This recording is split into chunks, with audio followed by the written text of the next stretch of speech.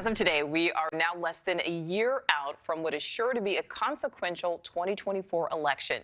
The leading presidential nominees from the two major parties have not changed from 4 years ago, but new polling from the New York Times and Siena College suggests a handful of pivotal swing states could give us a different result this time around.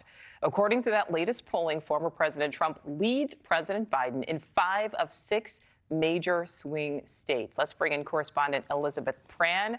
Elizabeth, we are talking about 6 states that Biden swept in the last election.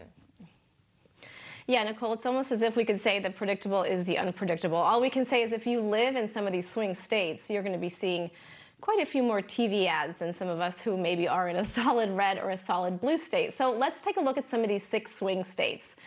We have Wisconsin, Georgia, Pennsylvania, Arizona, and Nevada. Now, it looks like he is holding Wisconsin only by about 2 percentage points. But look at Nevada. It seems as if former President Trump is polling about 10% higher than President Biden. So we compared this particular polling to other election predictors. So we looked at Cook Political Report and also by Axios. They had 4 overlapping states. They listed Wisconsin, Georgia, Pennsylvania, and Arizona. So the big question is, will the former blue state of Wisconsin stay blue? Will we see Georgia swing as it did in 2020? What about Pennsylvania? And if you look more closely at Arizona, that is a state where we are seeing quite a few voters really polarized there, not just at the presidential level, but also at the congressional and the Senate level, obviously. So we spoke with Nichole Stanage about really the landscape, some of the polling that we are seeing. And he said that the President Biden's campaign may want to be wary at some of this recent polling because quite often when we see these swing states, that often represents the pulse that voters are feeling in other states. It represents the pulse that we're feeling all across the country. Here is what he told us.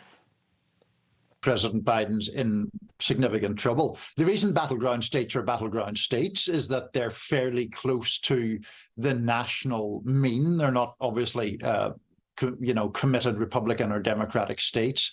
The fact that he is down there is not that surprising, but it's a big warning sign for Democrats who, of course, are already a little bit concerned about the president's standing because his approval rating overall is so low.